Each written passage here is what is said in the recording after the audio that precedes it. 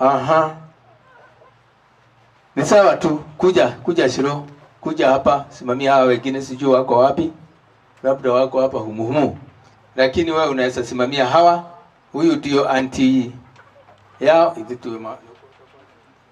Haya, huyu ndio anti ya onwe mukuru kuri ginya amukai no tata wao. Kwa hiyo nasi wakianini matari haha. Huyu ni coordinator watu wa family leo, kianti na whatever, na Mungu akubariki sana. Ufu tuko ndamo ni umumenye mutireki. Tuko ni undu wa inyue tutire ku ni undu wa ndugi na twetana andu ta yothe no mari ukaga na kenge akamurathima. Basi tutoke mahali pale. Nataka tuingie mahali Mugai anaishi. Hakai peke yake, kuna neighbor, iko neighbor mahali pale. Deda kuita Wanyabura neighbor ameshafika. All right, yes, karibu sana, karibu neighbors.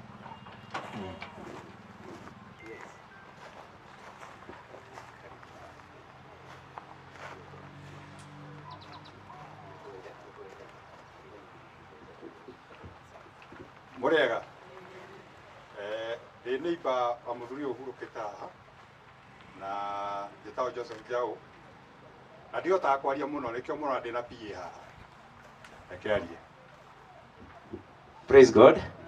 Mwathani abashwo ndimutigura njitagwo no ndirabatara kuga ringi njitagwo mwero njitagwo PA mwero njitagwo Wanyabura no ni ndiritwa njitagwo Francis Mugai wa Mushiri na Mugai uhurukite haha tutiri handu tuhutanitie ki family no ni tuyaine tandu wa itura ria tuikaraga itura ritagwo Maryland haha Naivasha na ni Ngai atucaminithirie na muthuri uyu uhurukite haha na ndikwenda kwaria maundu maingi no ni gwenda kuga atiriri itura ritu ni twagia na igutha inene tandu ni twatigwo ni muthuri urendete thayo. Agikorwo ni ungirendire gwetha thayo thie he Gitau tandu itho wa Gitau ni mundu urendete thayo muno. Njoke njuge akorwo kwi mundu urarutaga wira wake na kio muthuri uyu ni ararutaga wira wake na kio no ngenda kumenya ni ararutaga wira mundu wothe wanathie nduka-ini agikora itho wa Gitau no amenye piu muthuri ucio ni arendete wira wake. Niguo kana ntiguo haha ri andu a Maryland muthuri uyu noga uri waigua handu akuruhanite na mundu ni muthuri urendete thayo.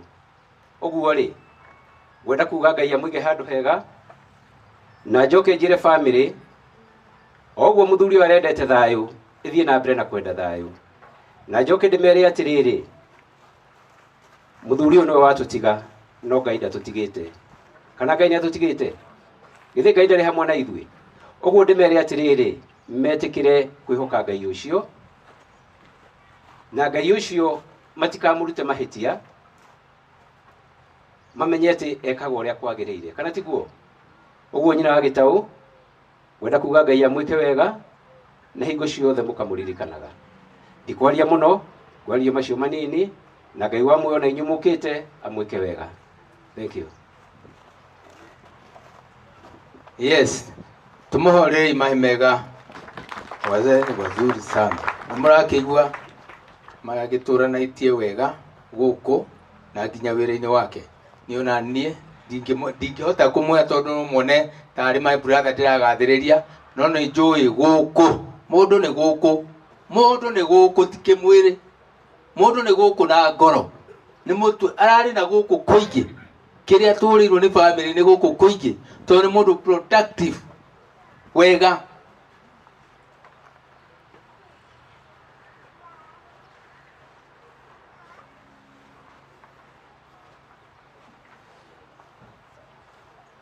Okay, gwenda kuga kindu kiria taithwe family members turi guku kurari kuingi na rugano rwake rutingithira ni undu ni bidii na kio na plan productive maciaro mega ma ito kana ni kindu kana biashara-ini iria dukoretwo arutite kuma mwanzo munini nginyagia haria Ngai arendire kumukinyithia. Kwa hivyo nĩ wega tũkerutaga na maũndũ marĩa maega, na mũndũ ũrĩa mwega akeragwo nĩ mwega, na ũrĩa mũru akeragwo nĩ mũru, na kĩrĩa tũtarona gĩikaro gĩkĩ tũikarĩte nĩ gĩake, na kĩrĩa tũreire no gwake. Koguo nĩ mũndũ productive, angĩkorwo na nduka ĩragũrwo nĩ andũ, koguo ti yake, nĩ andũ acio othe. Koguo nĩ kĩndũ kĩna maciaro, na kĩndũ kĩna maciaro nĩ gĩkoragwo gĩ kĩega tondũ nĩ gĩikaraga. Kwa hivyo mambo yote twagĩrĩire nĩ kũmenyitithania, na Ngai nake agatuĩka wa gũtũrathima.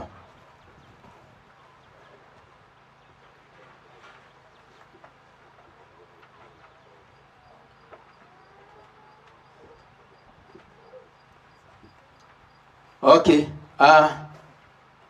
nĩ wega nĩkĩo gũkoragwo na kĩndũ gĩtagwo frontline, kana andũ me harĩa kabere nĩ ũndũ wa kĩndũ kĩrĩa kĩroka in case nĩ ũndũ kũrĩ mũndũ ũcereirwo na nĩ auma bata mũno nĩgetha akĩonekane nĩ ũhoro ũcio ndĩramenyithio. Na kabla kumuita, ndĩrenda kũria government representative wa thirikari, kana ũrĩa ũrũgamĩrĩire thirikari. Kunaweza kuwa assistant chief, iko chief, ama mzee wa kijiji. Hii sehemu ako okay, ni yule. Yes, ni wewe tunangojea. Hai. Haya, ndĩroria atĩrĩrĩ, ũrĩa ũrũgamĩrĩire thirikari gĩikaro gĩkĩ no ũkorwo na mũthuri wa itũra namba 10 kana assistant chief kana chief, kwĩnake no kũnyonia ũguo tu. Nĩndĩrona twĩ haraihu mũno na kũrĩa thutha iko. Basi kama hakuna, labda yako kwa njia atakuja na nitasema kitu labda tukiendelea. Hefafa wa mamu wa Gitau, na nĩ hĩndĩ akinya, nĩndamenyithio nĩ hĩndĩ akinya, na harĩa arĩ no nyende kũmuona, kandi mwĩte haha oro rĩu oke tu nĩgetha tukimwone. Ako wapi? Yes, karibu sana mzee, karibu sana, karibu sana. Asante.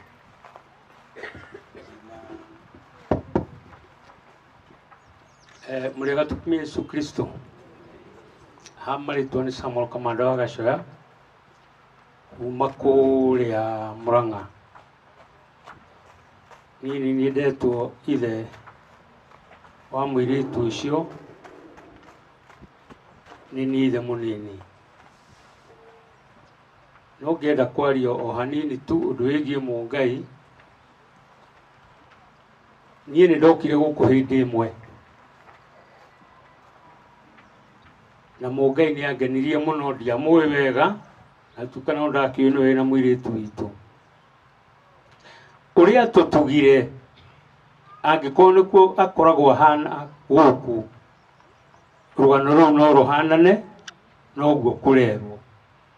Koguo ndi ũmwe wa gũkorwo nyonete nĩ mũndũ ũrarĩ mũndũ wa bata mũno.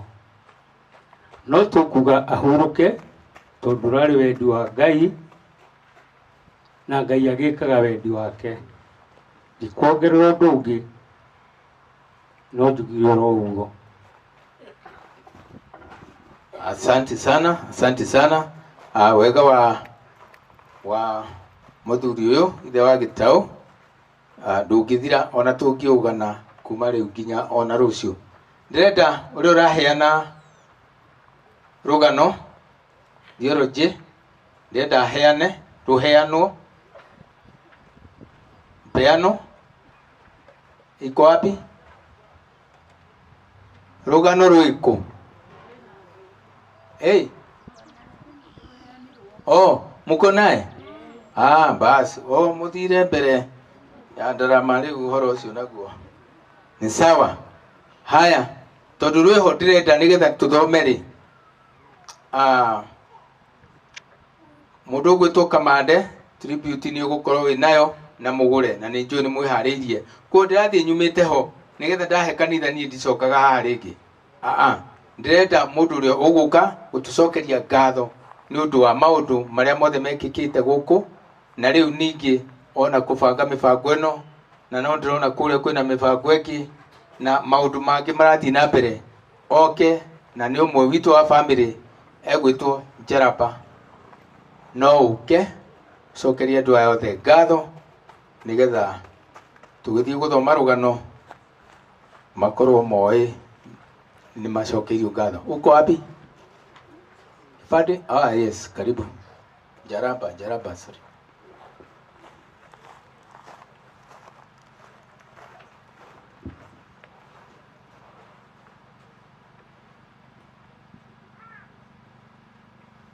Ngai nĩ mwega na hĩndĩ ciothe andũ anga nĩ mamakire mũno mũthĩ mũtiraria mũno. Ngai nĩ mwega na Ngai akoragwo mwega hĩndĩ cio. Nĩ tuo watũhete Mũngai, nĩ tuo wamũgĩra no tũbicane nake. Ithuĩ bata nĩ gwĩtĩkĩra. Wa mbere njokie ngatho kwĩ Ngai ũcio nĩ ihinda rĩu ratũhete Bwana Mũngai. Niĩ Mũngai baba wao nĩ step brother yakwa, kwa Mũngai nĩ mwana wakwa, twĩ neighbors.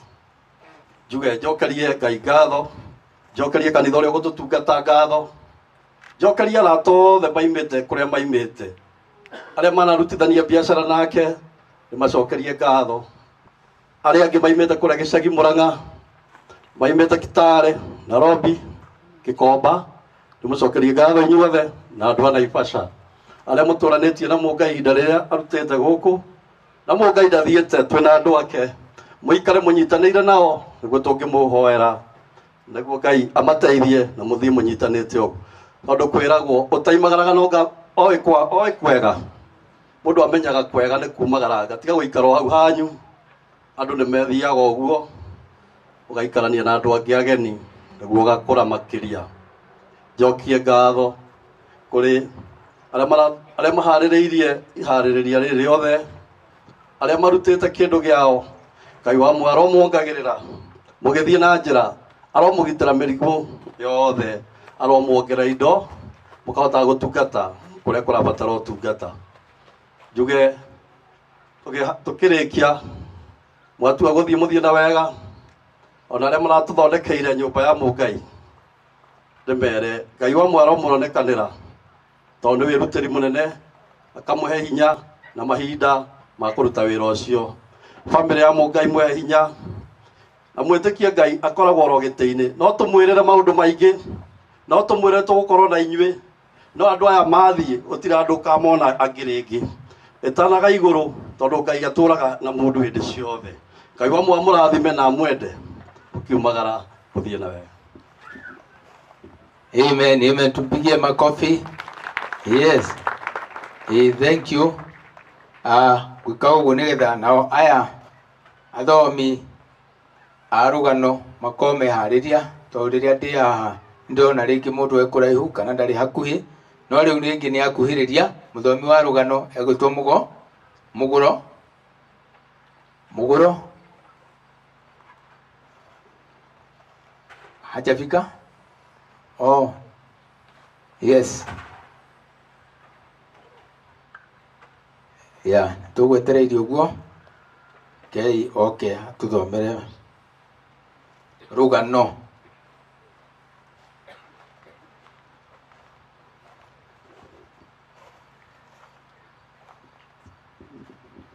Bwana Yesu asifiwe. Kwa majina ni Josephat Muguro Ndung'u ama Baba Ndung'u, na guthoma rũgano na guthoma na Gĩkũyũ. Rũgano rwa mũtigairĩ David Mũngai Gĩtaũ. Gũciarwo mũtigairĩ David Gĩtaũ aciarirwo mwaka-inĩ wa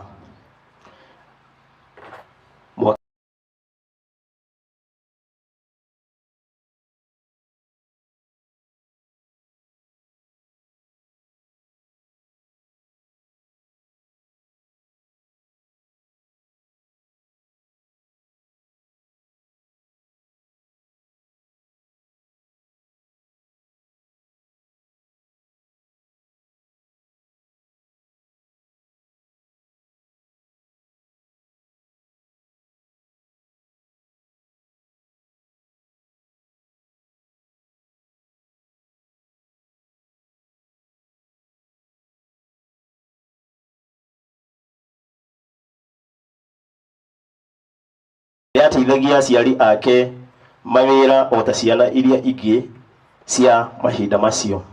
Gĩthomo, mũtigairĩ David Mũngai Gĩtaũ nĩ ambĩrĩirie gĩthomo gĩake cukuru-inĩ wa Donga Primary School.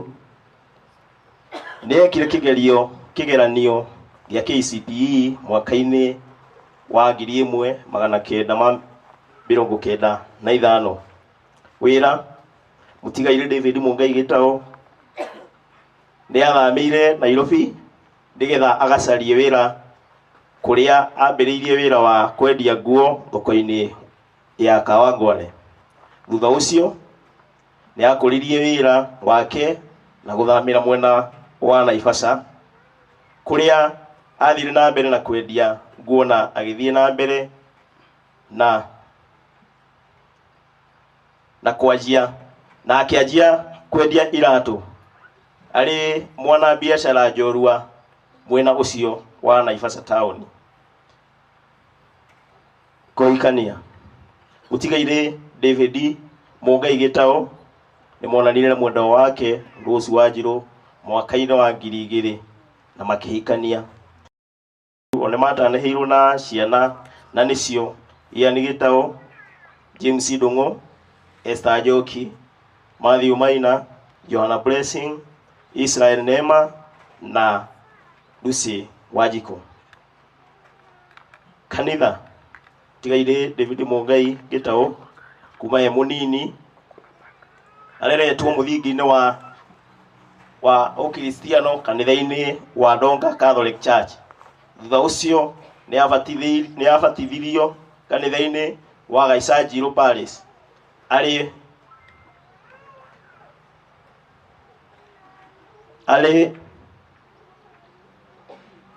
mwete nĩ Ngai nginya kũhurũka gwake. Samahani. Kũhurũka, mũtigairĩ Mũngai Gĩtaũ akoretwo mũgima na ũgima wa mwĩrĩ, arahurũkire mĩhang'o-inĩ yake ya o mũthenya. Arahurũkire ena ũkũrũ wa mĩaka 48. Nĩ Ngai wamũheanire na nowe wamũgĩra, rĩtwa rĩake rĩrogocwo. Amen.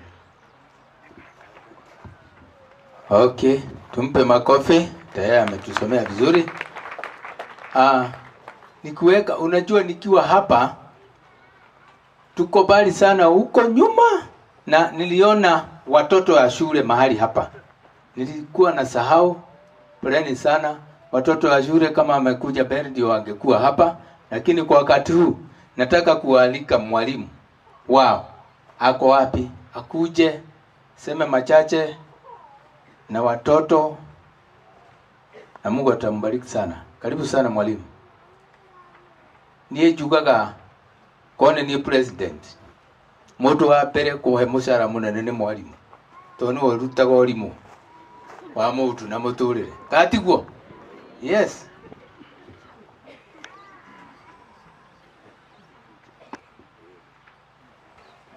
Bwana asifiwe. Nĩndamũgeithia inyuothe mũrĩega. Nĩndamũgeithia high table.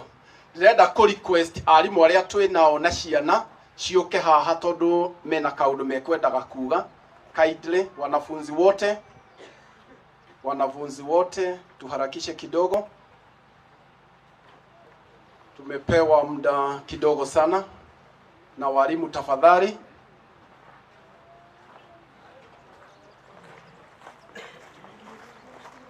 Hawa mnaona ni wanafunzi na wafanyikazi wa shule ya Destiny Premier Academy, iko pale Maryland. Pale tumekuwa na watoto wa mwenda zake. Ni vizuri niseme wakiendelea kujipanga. Tumejuana na Bwana Mugai na familia yake kwa miaka 4 iliyopita. Kwa huo muda tumekuwa naye, nataka niseme we have been partnering in upbringing of the children. Tulianza na mtoto wake wa kwanza yule alitupatia, na niwe Esther muthenya wa umuthi uria wekire kirathi kia muico gia KCPE agicoka akiingira Naivasha Girls.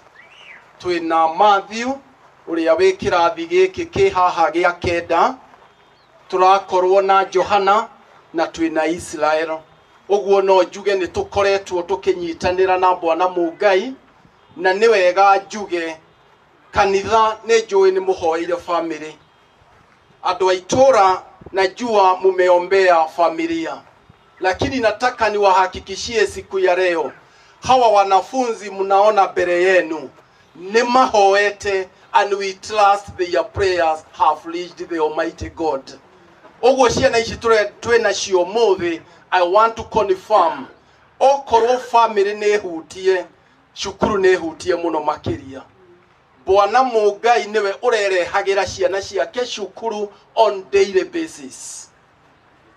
Gotire mwana we haha utoi Baba Esther. Ne nabe mweno njuge he was a time manager. Ni ara respectete mathaa ma cukuru.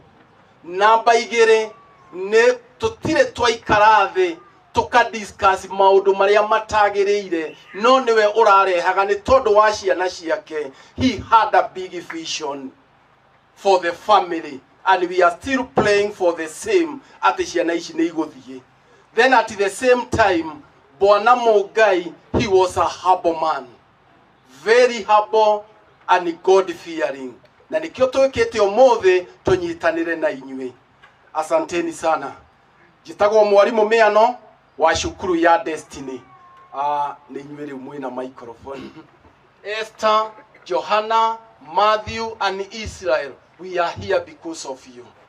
Asante.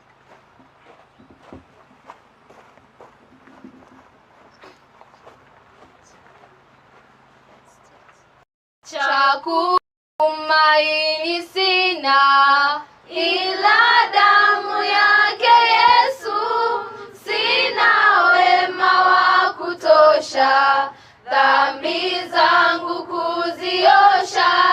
Chakutumaini sina ila damu yake Yesu, sina wema wa kutosha dhambi zangu kuziosha. Kwake Yesu nasimama, ndiye mwamba ni salama, ndiye mwamba ni salama, ndiye mwamba ni salama. Damu yake na sadaka nategemea daima, yote chini yakisha Mwokozi atanitosha. Damu yake na sadaka nategemea daima, yote chini yakisha Mwokozi atanitosha. Kwake Yesu nasimama, ndiye mwamba ni salama, ndiye mwamba ni salama, ndiye mwamba ni salama. Njia yangu iwe ndefu, yeye hunipa wokovu, mawimbi yatanipiga, nguvu zake ndizo nanga. Njia yangu iwe ndefu, yeye hunipa wokovu, mawimbi yakinipiga, nguvu zake ndizo nanga. Kwake Yesu nasimama, ndiye mwamba ni salama, ndiye mwamba ni salama, ndiye mwamba ni salama. Nikiitwa hukumuni, rohoni nina amani, nikivikwa haki yake, sina hofu mbele zake. Nikiitwa hukumuni, rohoni nina amani, nikivikwa haki yake, sina hofu mbele zake. Kwake Yesu nasimama, ndiye mwamba ni salama, ndiye mwamba ni salama, ndiye mwamba ni salama, kwake Yesu nasimama. Ndiye mwamba ni salama, ndiye mwamba ni salama, ndiye mwamba ni salama.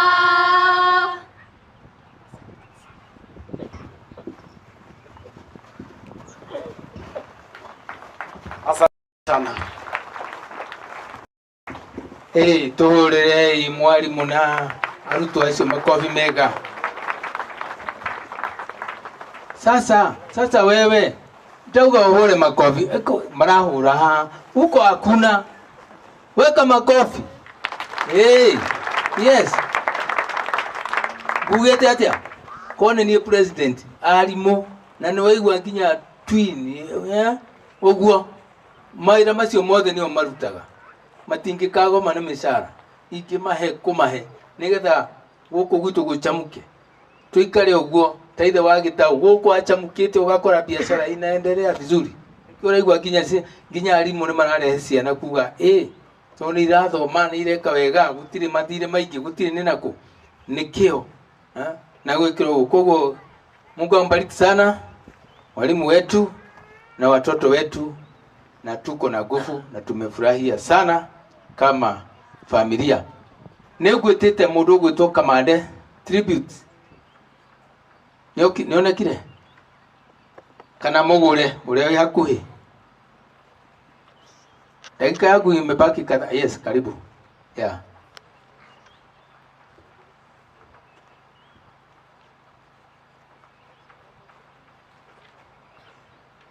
Yes, karibuni.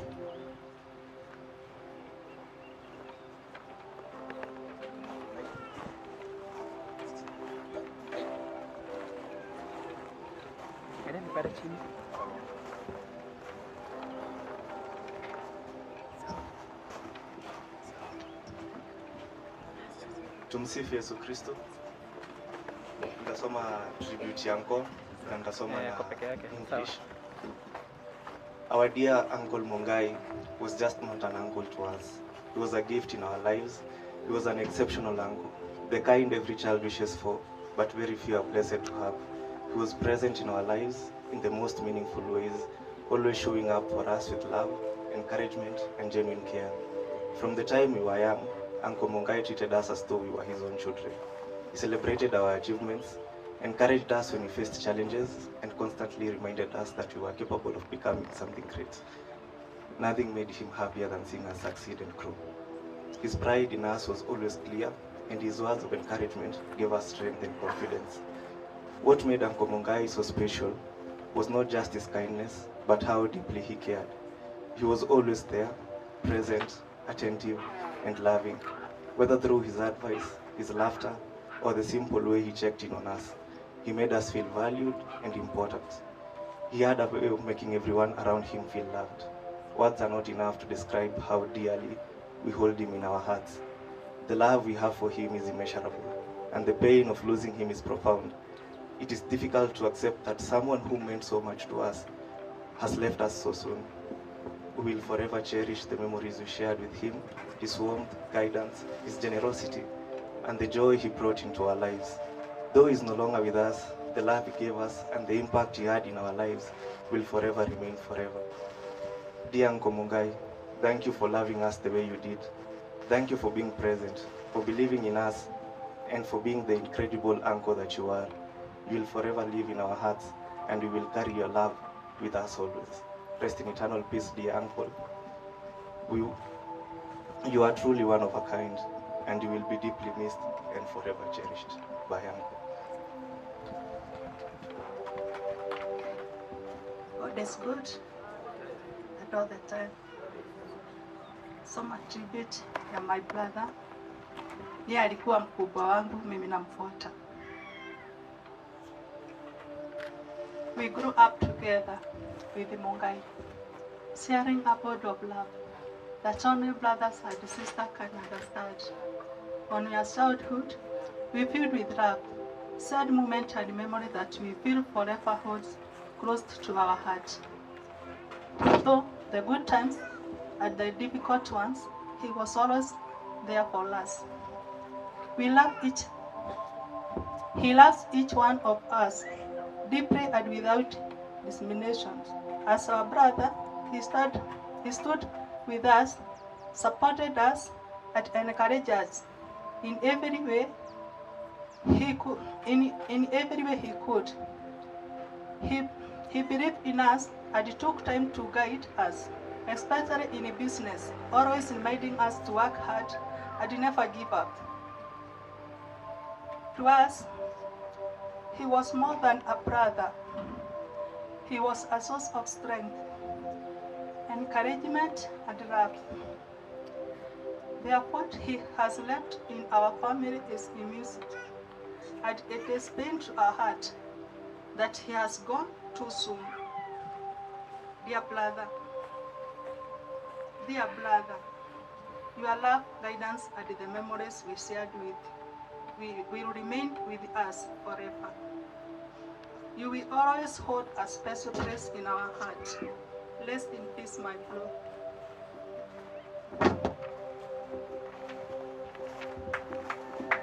Okay, tuwape makofi mazuri. Asante sana hata kujiweka nguvu. Yangu nimefikisha hapo.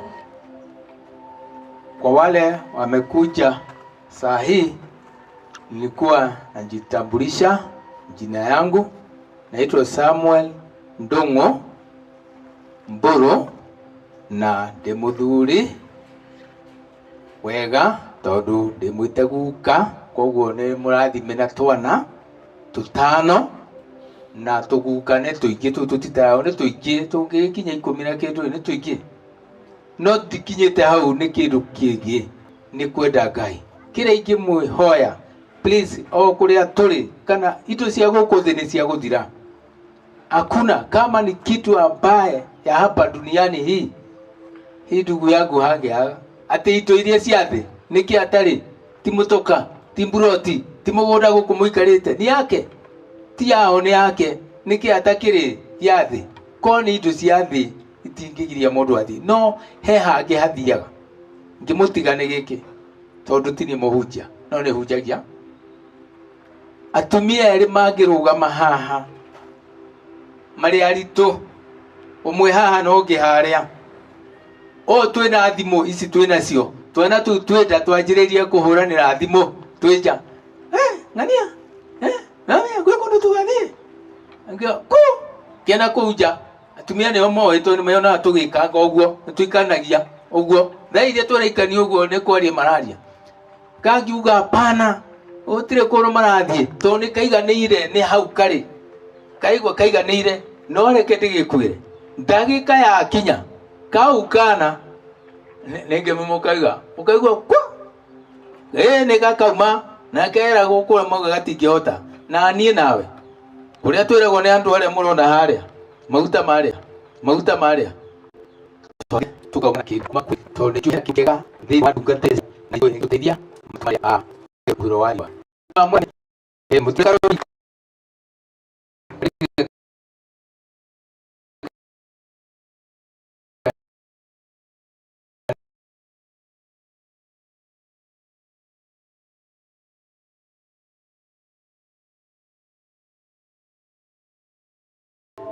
tuendelee na Mungu ambariki sana.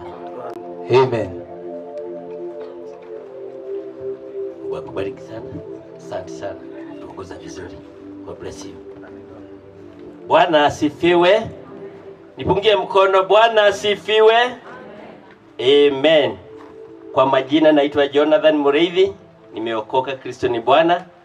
Twahudumu na kanisa linaitwa Restoration of Hope International ama Rohi Church mure Naivasha, na tuko hapa kwa sababu mama ama mke wake Mugai ni mshirika wa kanisa la Rohi, ni kiongozi wa kanisa la Rohi, na kwa hivyo tuko hapa kwa sababu ni vema kushikiriana wakati maisha inakuwa na mambo mazito. Amen. Na kwa hivyo tuko mali hapa na tunawakaribisha wote katika kipindi tunachoingia cha kanisa. Tunaenda kuingia kipindi cha kuimba na kusifu Bwana na kumwabudu Bwana. Na kwa hivyo tunakuuliza wewe na mimi tuwe wahusika katika hii ibada. Ni ibada tumealikwa na Mungai, ametuleta mahali hapa aweze tukimuaga, naye Bwana anataka kunena na mioyo yetu. Na kwa hivyo Bwana ndiye ameitana, lakini alipitia kwa njia ya kumchukua Mungai. Na kwa hivyo utakapokuwa mahali upo, ni vema ushukue nafasi yako ya kuenenda mbele zake huyo Bwana ambaye tumenenewa na Master of Ceremony. Akatukumbusha ni vema kujua kwamba kuna mahali tunaenda. Amen. Na kwa hivyo tunapojiandaa kuingia katika kipindi cha sifa na kuabudu, uwe tayari kusikiza yale Bwana anayokuelekeza kuyatenda na kuyafanya tukiwa hapa. Kwa hivyo tunaitwa Rohi Church, tuko pale Naivasha, pale karibu na Ketias. Ukipitia hiyo barabara ya Ketias kienda mpaka pale mwisho, tuko hapo 300 meters kutoka Ketias Supermarket. Na tunawalika wote tunapoendelea katika hali ya kusifu na kuabudu Bwana. Kwa hivyo nataka kualika wenye kutuongoza katika sifa na kuabudu, na pia na wewe na kualika uwe mhusika, usiwe wa kuangalia. Tafadhali uwe mhusika, uwe mmoja wa wale wanaomwabudu Bwana. Mugai hawezi kumwabudu Bwana, Mugai hawezi kumsifu Bwana, Mugai hawezi kufanya chochote. Wewe ndiye uko hai, wewe ndiye utamsifu Bwana, wewe ndiye utamwabudu Bwana, wewe ndiye unaye nafasi hii. Na nafasi hii ikikuondokea itakuwa jambo lingine. Kwa hivyo ni vema kutumia muda ambao Bwana anatukabili katika hali ya kumsifu na kumwabudu ili tukaweze kusonga mbele. Karibuni wana. Please. Yesu asifiwe. Ningeomba tutafadhali tusimame kwa miguu yetu tunapokwenda kumwabudu Bwana, maana ni vizuri. Baba wa mbinguni, hakuna kama wewe. Baba wa mbinguni, hakuna kama wewe. Baba wa mbinguni, hakuna kama wewe. Baba wa mbinguni, hakuna kama wewe. Baba wa mbinguni, Yahweh, hakuna kama wewe. Mikono yako wa mbinguni, Baba hakuna kama wewe. Baba wa mbinguni, Yahweh, hakuna kama wewe.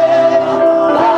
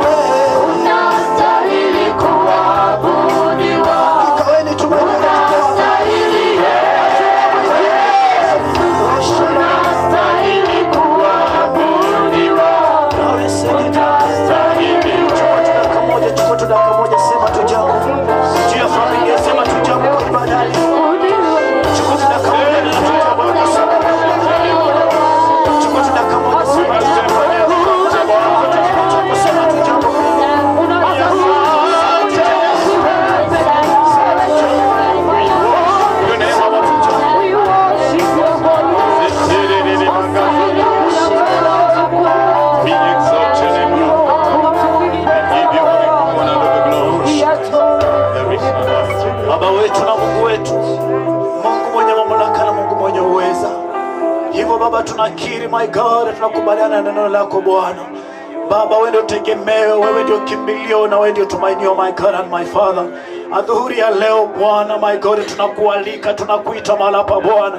Tunakuita Bwana katika ibada hii. Tunaalika uwepo wako Bwana. Tunakualika Bwana katika jamii hii, mfalme amani. Oh my God and my Father. Si wewe ndio tumainio, wewe ndio tegemeo Bwana mabwana. Baba my Father, ukawafariji Bwana. Oh my God, ukawapa amani Bwana. Ukawapa amani dadi. Upe jamii hii amani Bwana. Baba hilo pengo ambalo limeachwa mfalme amani, ukaweze kulijaza Bwana. Maana mfalme wewe Bwana ndiye hodari.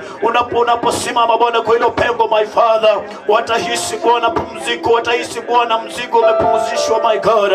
Asante Bwana maana utatembea na wao. Asante maana unatosha, na ni katika jina la Yesu tunasema amen. Pigia Bwana Yesu makofi mazuri tunapoingia kipindi cha kumsifu Bwana. Wapi shangwe kwa Bwana Yesu? Hallelujah. Hallelujah. Praise the Lord. Amen. Wale wa pale nyuma Bwana asifiwe. Hallelujah. Wacha nisikie watu wakisema amina kubwa kwa ajili ya Yesu Kristo. Bwana asifiwe sana. Praise the Lord. Hallelujah. Weka mikono yako pamoja kwa ajili ya Yesu. Hallelujah, hallelujah.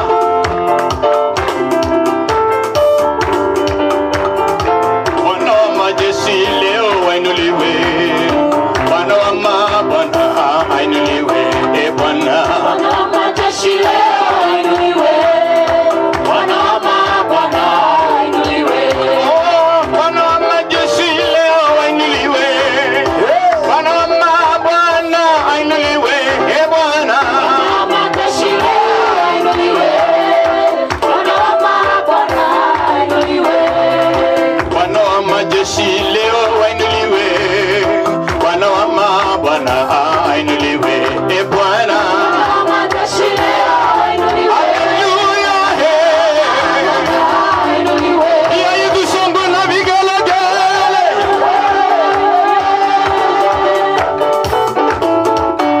Piga Yesu shangwe na vigelegele. Nawe Bwana wa majeshi leo ainuliwe. Bwana wa mabwana ainuliwe.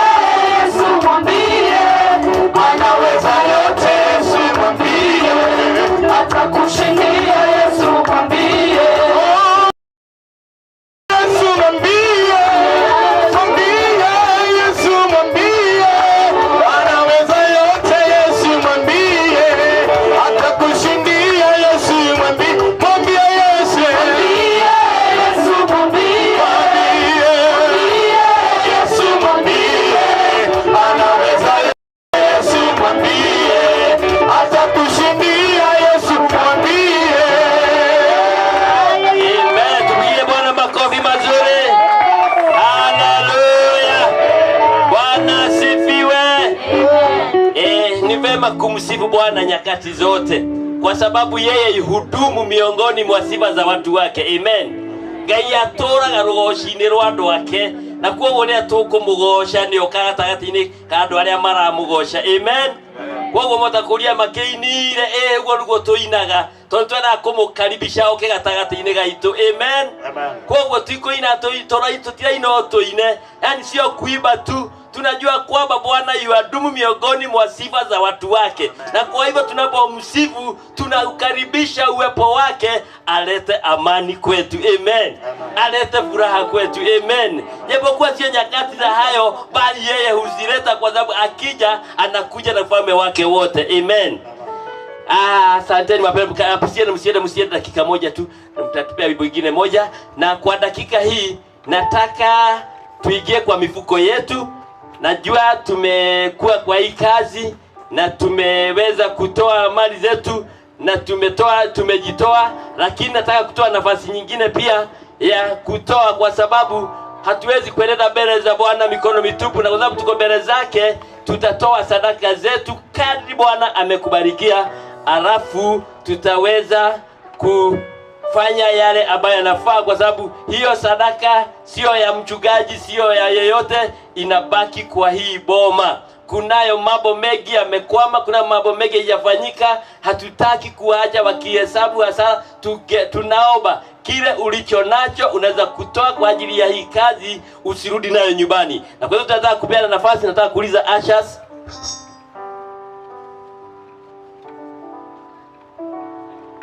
Kwa hivyo tutapewa mahali pa kutolea, na wale wanataka kutuma kwa namba ya simu, tutapeana namba yake Madam Rose, na namba yake ni 0700.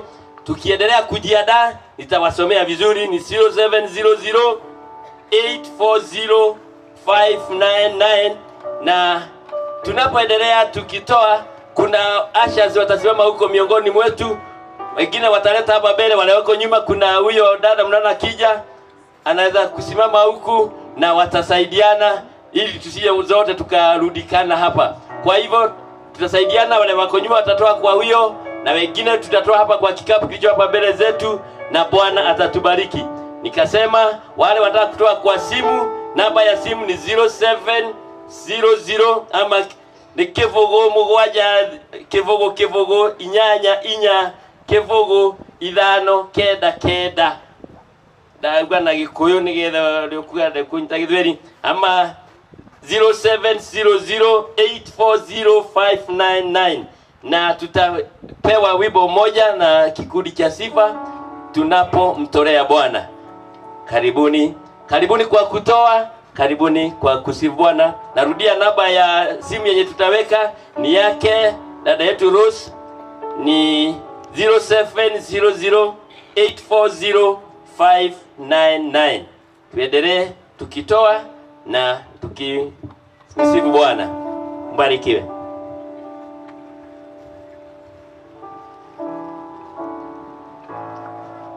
Karibuni kwa ipo moja. Haleluya.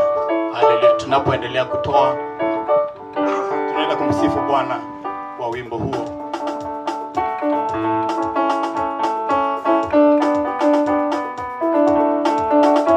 Weka makofi yako tu pamoja kwa ajili ya Yesu.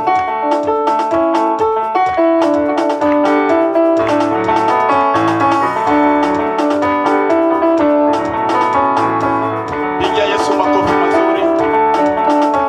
Haleluya.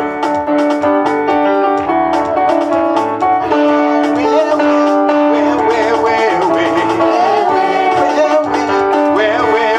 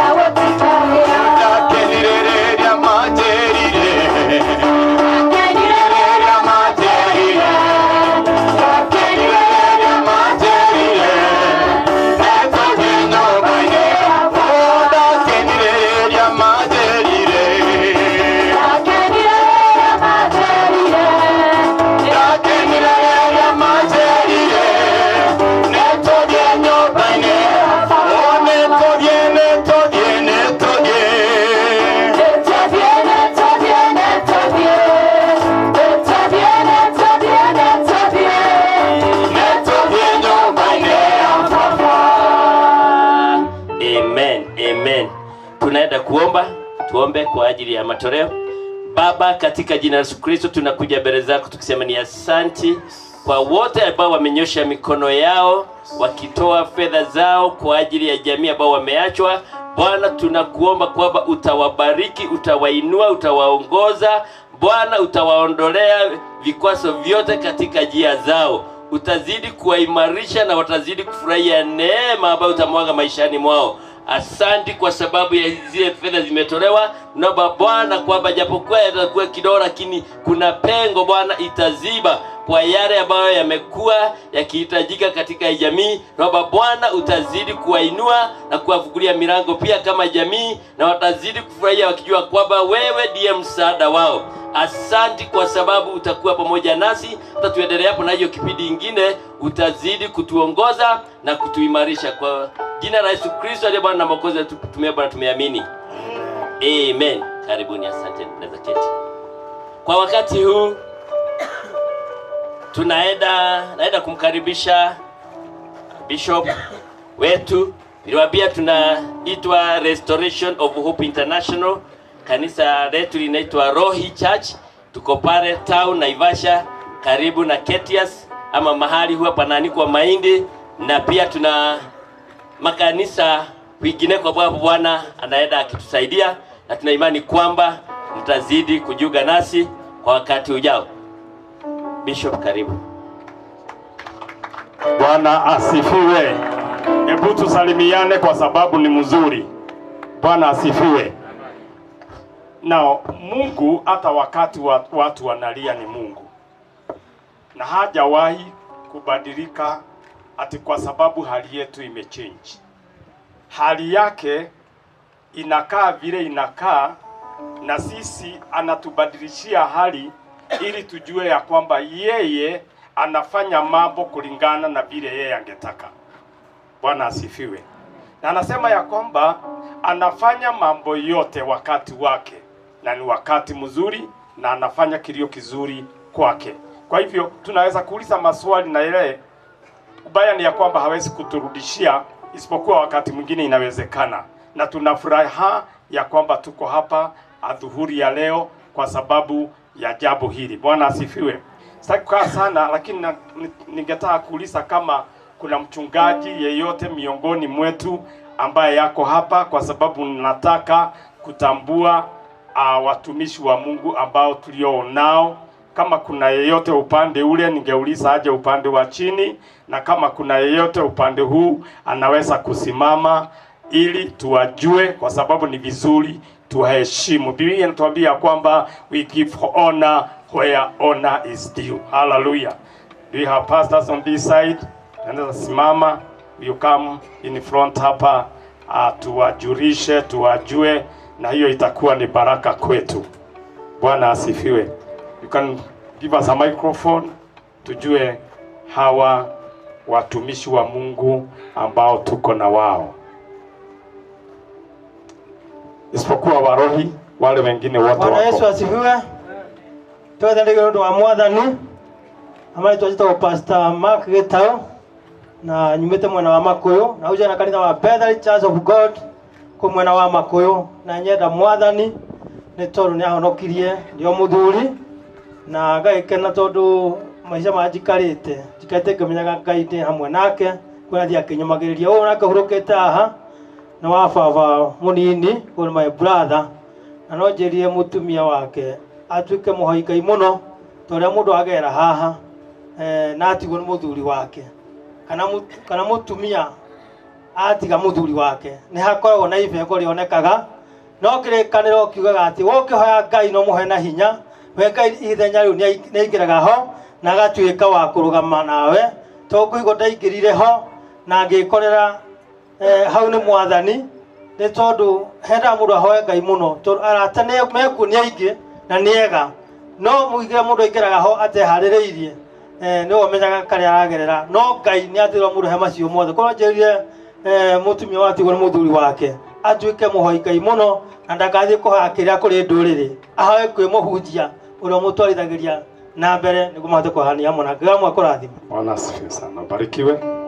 Mwathani awasu. Jitago Pastor Nancy. Rose ni my sister. Ngai amwike wega. Haleluya. Bwana Yesu asifiwe. Amen.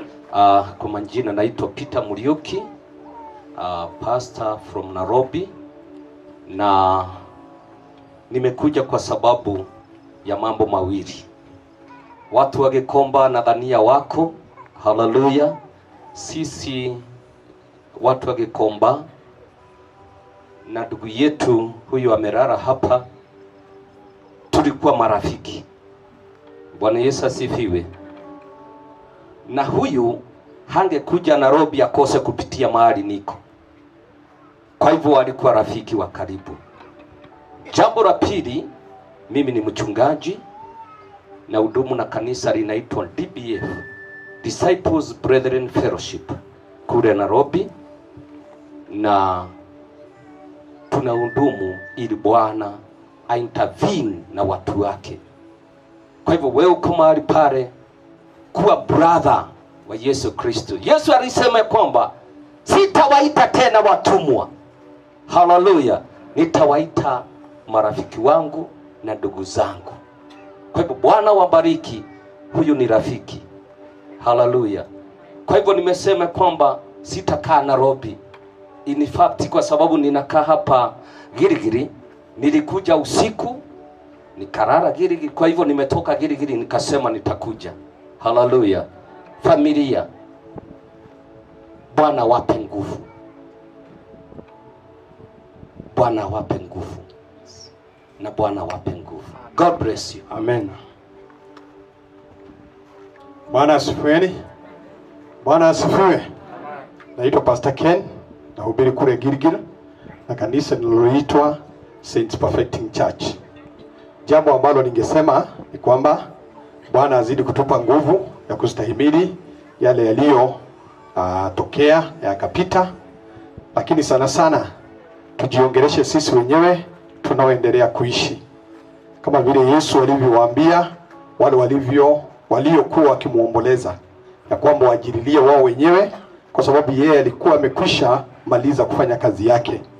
Jana asubuhi nikimalizia, niliamshwa na ndoto fulani, nikaona kwamba ni kama Yesu amekaribia kuja. Alikuwa karibu sana kuja, na mimi mwenyewe ni kama nilikuwa nilikuwa sijakesha vile ninavyostahili kuwa nimekesha, na nikuomba tu nilikuwa sijaomba.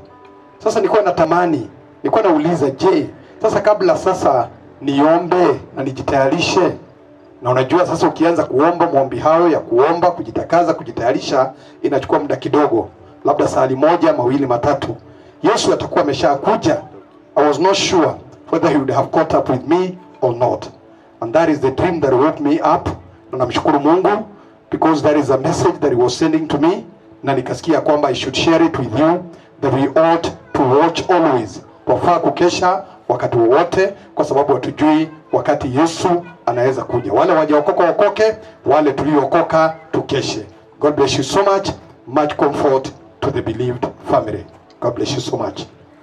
Bwana Yesu asifiwe. Amen. Kwa majina naitwa Jane ama Pastor Jane. Naitwa Mama Mugo pia, wengi wananijua kama Mama Mugo. Nimetoka Webuye. Langu ni kuambia familia pole. Mungu awatie nguvu. Baba Gitao Edi alinifunza kazi. Amekuwa mtu mzuri, amekuwa wa kuogopa Mungu. Watoto na jamii, mkiiga mfano wa baba yenu, mtaenda bali. Wacha Bwana wabariki. Tumekuja na wazee wa kanisa ya Rohi. Nitawauliza mame wa wave to the congregation. Najua kwamba mmebarikiwa. Bwana asifiwe. Huyu amesimama anaitwa Duncan Rekesion, mzee wetu wa kanisa. Next to him tuna Jonathan Kihu Mureithi. Huyo ni mzee wa kanisa na tunasaidiana kazi hii. Na tunauliza pia Pastor Eunice asimame wave to the congregation. Bwana asifiwe. Kwa sababu ya masaa si kitu kingine. Now tumekuja hapa, sisi ni kanisa ya Rohi na tuko wengi, na ningeuliza washirika wetu wa Rohi, tafadhali msimame pahali popote mko, kwa sababu ni vizuri. Mko wapi washirika wetu wa Rohi? Hiyo ndio kanisa ambao ni ya rohi, wale ambao wamepatikana, na naamini ya kwamba tuko na Rose. Bwana asifiwe. Rose ni mshirika wetu, and that's why we are here. May God bless you. Nataka kusema hivi kabla sija akaribisha mnenaji wa leo ya kwamba Mungu ambaye amekuweka dada Rose na akakupatia mzee huyu na mkapata watoto, huyo Mungu ambaye alimchukua, huyo Mungu ndiye atakuwa akikuangalia. Bwana asifiwe.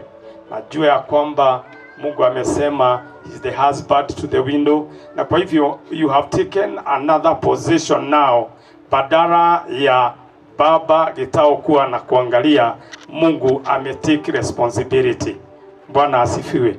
Na ninajua hakika ya kwamba kwa sababu yeye ni mwaminifu, jitie nguvu na uwe ukiamtazama yeye ambaye anajua kile unahitaji, hata watoto wake watoto wenu ambaye baba yao ameenda, Mungu amesema yeye kuanzia leo ni baba yao. So there is supply from our God, na kwa hivyo ninaamini ya kwamba wakati Mungu atakuwa akimtembelea, kuna chochote kile ambacho atakuwa akimletea, kwa sababu ye ako na yote ndani ya maisha haya na maisha yajao. Bwana asifiwe. Let's all be standing as we welcome Pastor Susan ambaye ako na neno la dhuhuri ya leo kabla hatujaendelea. Bwana asifiwe. Welcome Pastor Susan, na naamini ya kwamba tutabarikiwa. Amen.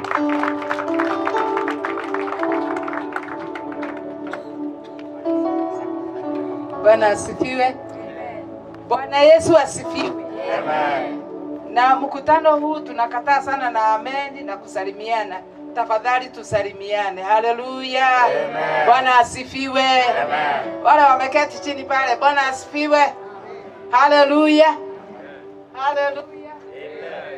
Amen. Amen. Amen. Majina yangu ni Pastor Susan na huyu amekuwa hapa ndiye mume wangu. Tunahudumu pamoja katika Rohi Church na tunashukuru Bwana. Hebu tuketi na Bwana wabariki sana. Sitawaweka sana. Najua hiyo jua ni ya mvua na hatutaki mvua itukute pahali hapa kama hatujamaliza kazi. Nimeokoka na hubiri nikiwa nimeokoka, na ninashukuru Bwana kwa kunipa tumaini la uzima wa milele. Tuko hapa kwa sababu ya dada wetu Rose. Tumekuwa na yeye miaka mingi tukishiriki pamoja na yeye. Na dada Rose, you are not alone. It is true, hakuna mtu anaweza ingia nafasi ya mume wako, lakini Mungu peke yake ndiye anaweza hiyo. Na ukimtazamia, nashukuru Mungu kwa yule mtu amesema, akamwambia Rose usiende kutafuta mawaidha kwa watu, lakini akienda kwa Mungu utapotea na atakulinda pamoja na watoto wako. Bwana Yesu asifiwe. Amen. Niseme hivi, Mungu ni mwema wakati wote. Imesemwa hapa na ni vyema tujue hivi, Mungu ni mwema wakati wote. Na yeye hutenda mambo yote mema. Amen. Hiyo hatuwezi elewa wakati kama huu, lakini hiyo ni neno la Mungu. Kisoma Zaburi 119 itakwambia hivi, Mungu ni mwema na anafanyaga mambo yote mema. Praise the name of the Lord. Amen. Yeye ndiye anajua sababu yake hatuwezi elewa, maana anasema ya kwamba fahamu zetu na mawazo yetu na yake iko bali kama vile mashariki yako bali na magharibi, na kama vile mbingu iko bali na dunia. Kwa hivyo wacha Mungu aitwe nani? Tuongee watu wa Murang'a na Wanaivasha. Mungu aitwe nani? Mungu aitwe nani? Hata saa hii Mungu ni Mungu. Bwana Yesu asifiwe sana. Kitu kingine nataka ujue ni ya kwamba Mungu huhusika hata na mazishi. Mungu huhusika na kifo. Ni vile tu wakati mwingine anatuficha, lakini yeye anahusika. Kuna mtu mmoja alipenda sana, anaitwa nabii wa Mungu, and the greatest prophet ever known. by the name Moses. Bwana Yesu asifiwe. Tunasoma hadithi za Musa. Alitenda kazi kubwa kutoa wana wa Israeli Misri na kuwapeleka, alikuwa anawaongoza kwenda nchi ya ahadi. Ingawa hakufika, lakini kuwatoa haikuwa rahisi. Ilikuwa kazi nzito. Alipigana vita ya madhabahu ya Farao, lakini Mungu akamwezesha. Pahali pengine Mungu akasema manabii wote anaongeaga nao kwa ndoto na maono, lakini Musa anaongea na yeye uso kwa uso. Lakini aliua Musa. Biblia inasema Mungu alimwambia panda mlima, hapo ndio utakufa.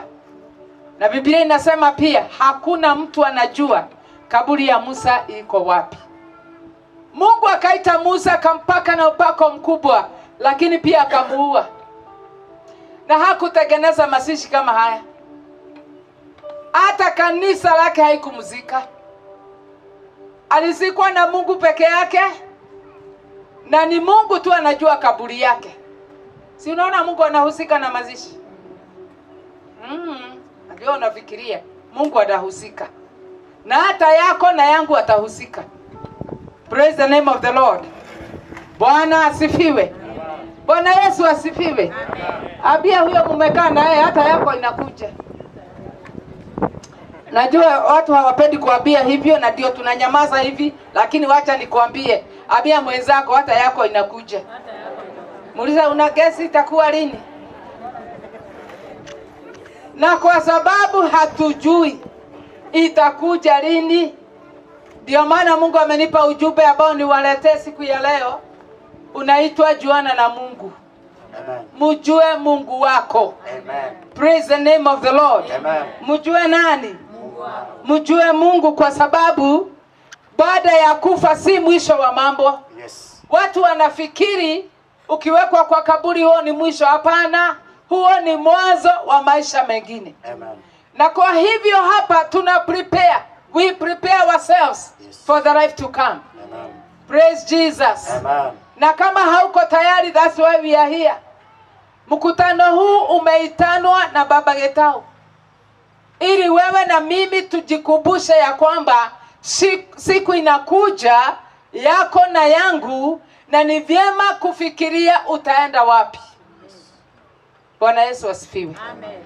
Wacha nisome neno, na kwa sababu ninaona watu wakitumia Kikuyu sana, wacha nimuulize kijana wangu hapa atusomea Isaiah chapter 1 verse 1 and 2.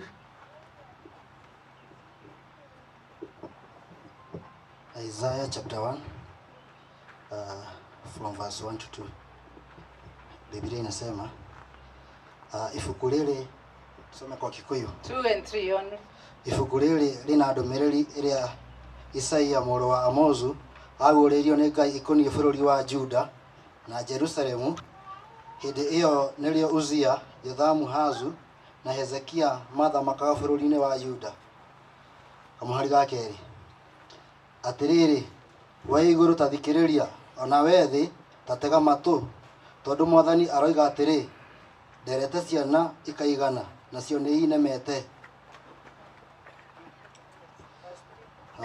Kamũhari ga gatatũ kauga ũũ, ndegwa nĩ ũĩ mweneyo, ndigiri nĩ ũĩ harĩa mũmĩathi amĩheagĩra irio, no Isiraeli ndoĩ, andũ akwa matirĩ na ũmenyo.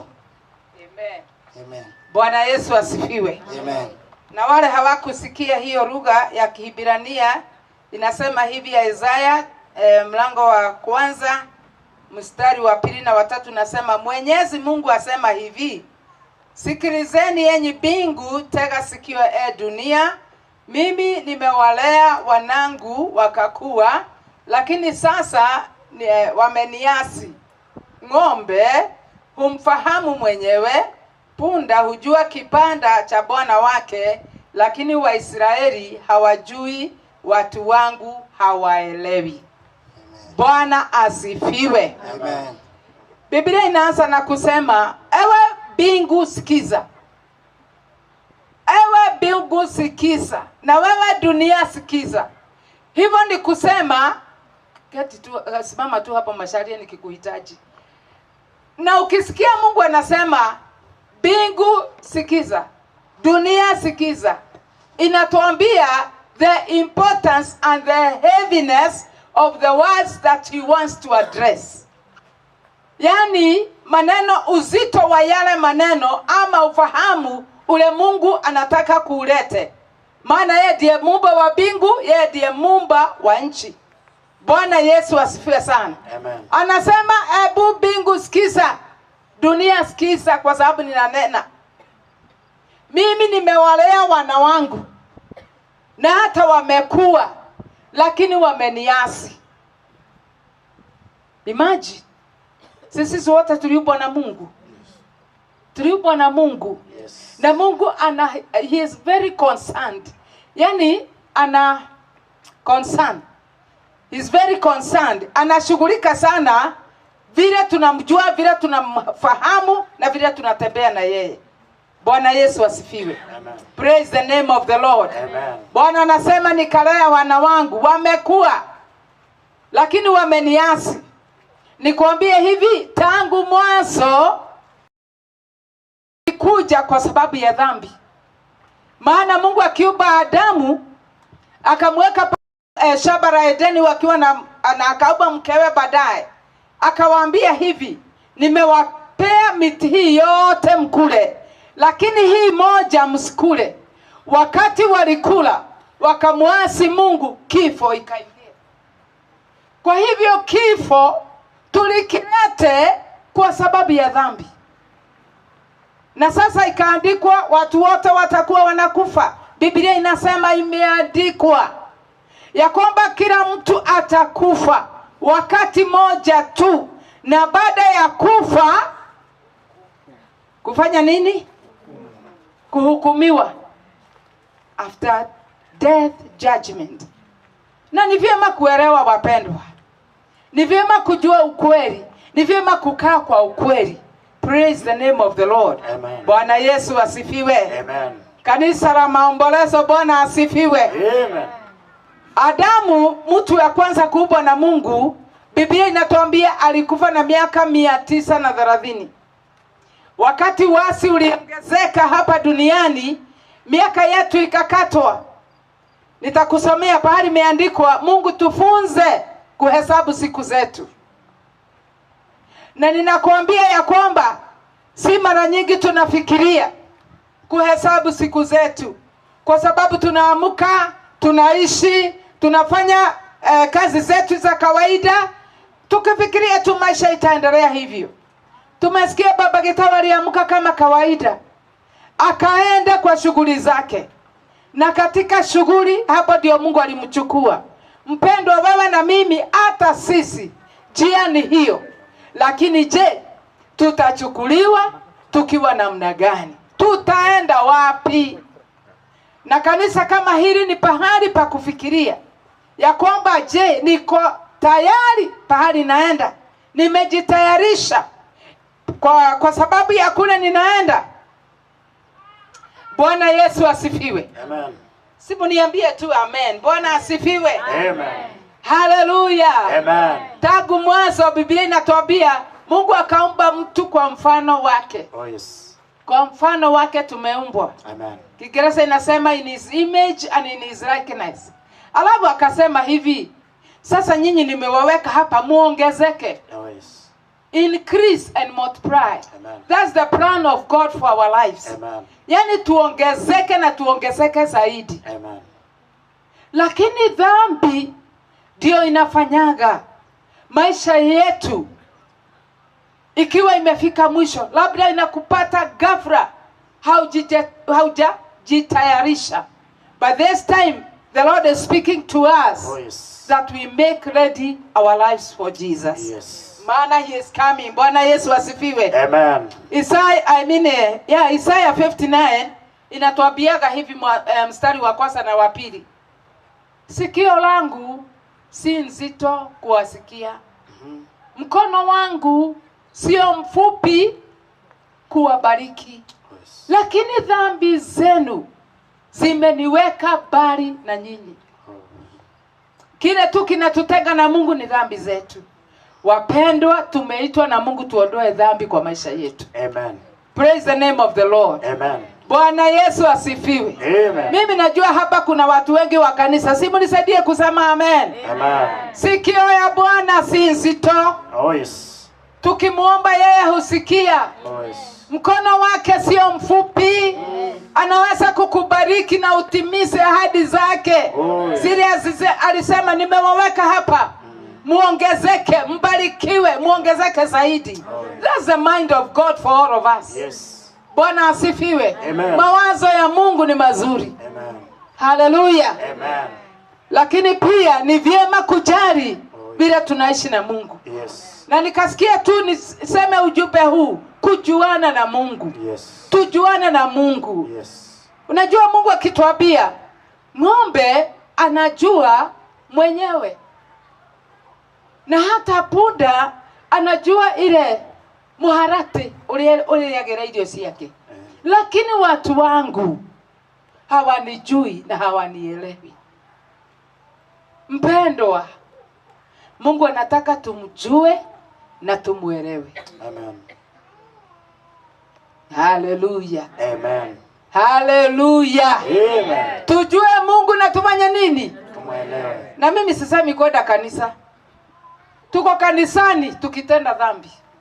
Tuko kanisani, we are not good examples. Ninaweza kuwa kanisani lakini kwa kijiji yangu ni mimi nafuruga wamama wote. Ni mimi naimbia mali ya watu. Nikichukua deni silipi. Sisemi kwenda kanisa, nasema kujuana na Mungu. Hallelujah. Hebu tupigie Bwana makofi. Tujuana na Mungu. Juana na Mungu wako. Wakati unamwendea ukimuomba. Unajua kama Baba Getawa angekuwa hospitalini ati ni mgonjwa, tungeishi hapa na maombi. Tungeishi hapa tukiomba Mungu amfanye nini? Amponye, kwa sababu tunajua neno, anasikia maombi, anajibu maombi. Lakini hatukupewa hiyo nafasi. And that is why all of us, we need to know our God. Mtu ajuane na Mungu. Amen. Kama itakuja ghafla kama hii, ujue kule unaenda. Praise the name of the Lord. Bwana Yesu asifiwe. Maana wakati huo ukifika mtu hajali. Babake ulizwa akasema watoto wangu bado wako primary level. Ninataka niwaone wakigraduate. Si ndio? Yes. Kwa nini unafikiria alikuwa anawapeleka shule?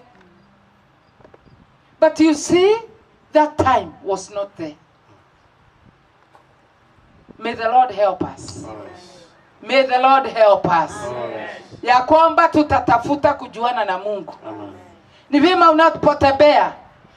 Mimi nimeokoka, niko safari, najua pahali naenda.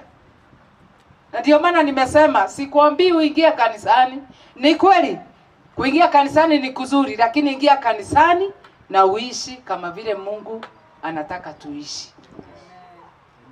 Bwana Yesu asifiwe. Amen. Nimesema ya kwamba maisha yetu ilikatiwa kwa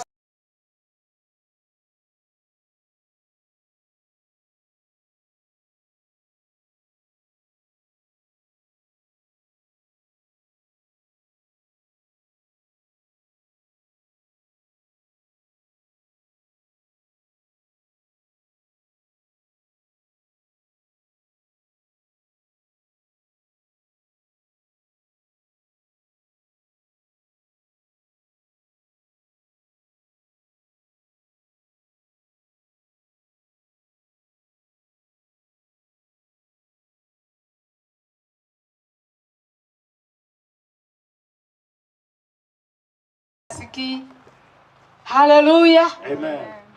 Hivyo sisi ambao tuko katika kanisa hii ya siku ya leo, can we take this thought with us that God help me to prepare for my death? Amen. Because anyway we shall die. Yeah.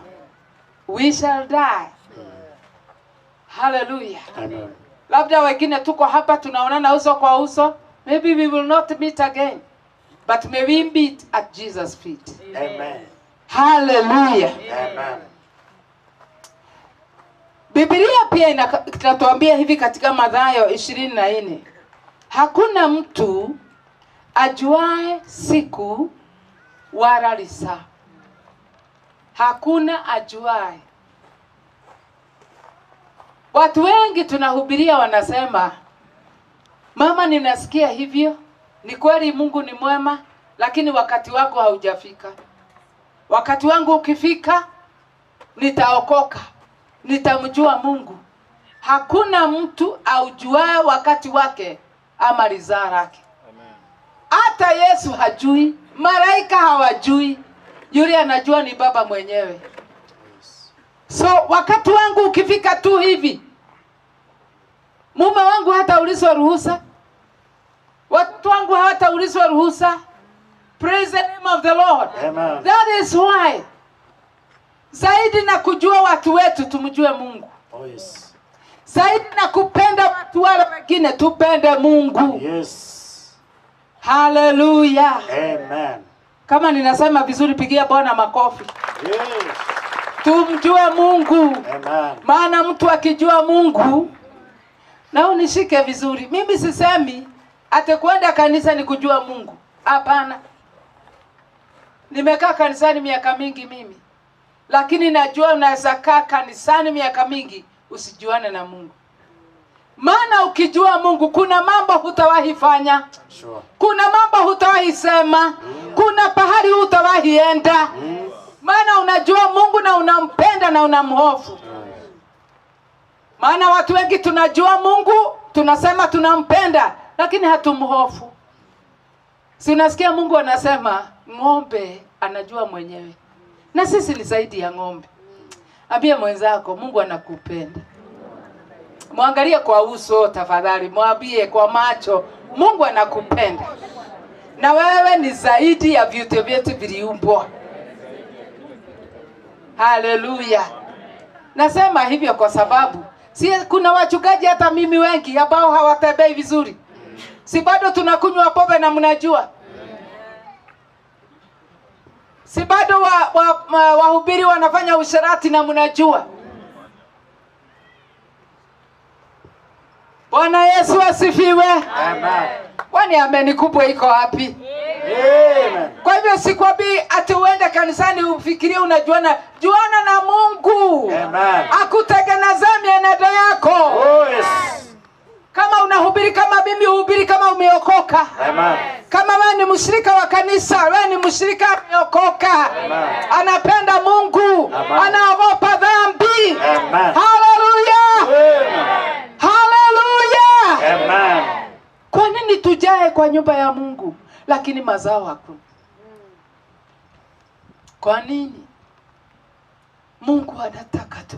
Imagine anasema sikiza mbingu, sikiza ardhi. Nimezaa watoto, nikawalea, wamekuwa, wameniasi.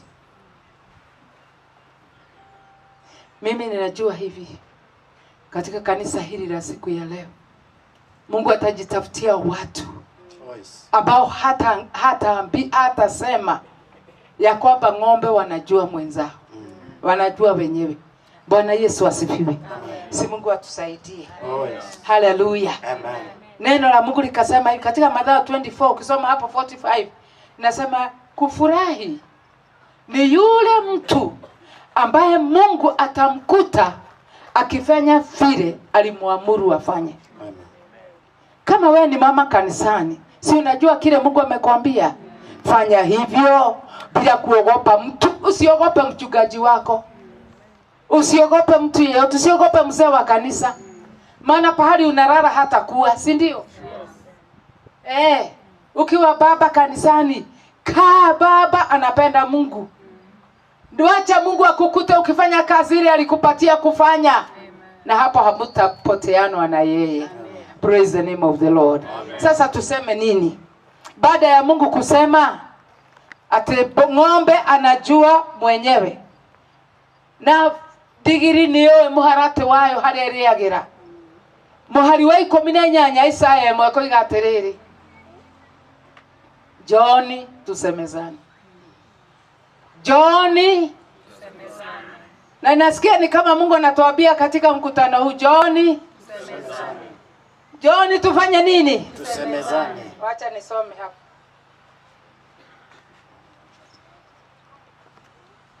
Mwenyezi Mungu asema hivi, John basi tuhojiane.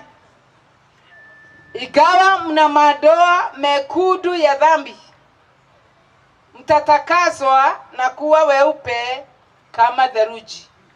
Tutasomea na Kikuyu nikimaliza. Madoa yenu yajapokuwa mekundu kama damu, mtakuwa weupe kama sufu. Mkiwa tayari kunitii, mtakula mazao mema ya nchi. Lakini mkikaidi na kuniasi, mtaangamizwa kwa upanga. Mimi Mwenyezi Mungu nimesema. Hebu tusomee na Kiswahili.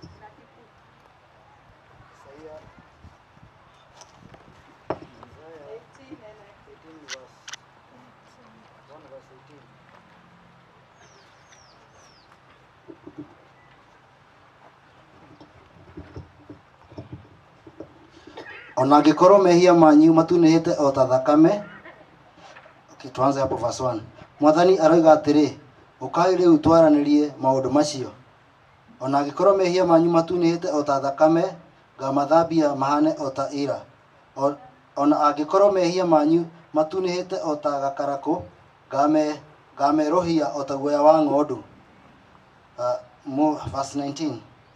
Mũngĩnjĩtĩkia na mũnjathĩkĩre, nĩmũkarĩa indo iria njega cia mĩgũnda yanyu. Amen. Amen. Verse 20. Mũngĩndega na mũmenererie, rũhiũ rwa njora nĩruo rũkamũrĩa. Nĩ Mwathani njarĩtie ũguo na kanua gakwa. Nĩ niĩ Mwathani njarĩtie ũguo na kanua gakwa. Tutige amen. Amen. Ti pastor oiga. Nĩ Mwathani oiga na kanua. Na Ngai witũ nĩ mwega tondũ wa mĩena ĩrĩ. Ati ona mehia maitũ mangĩtunĩha ta thakame, nĩ akamathambia tũtuĩke erũ. Mwathani agocwo. Amen. No twakĩmũrega-rĩ, harĩ ona mwena ũngĩ. Amen.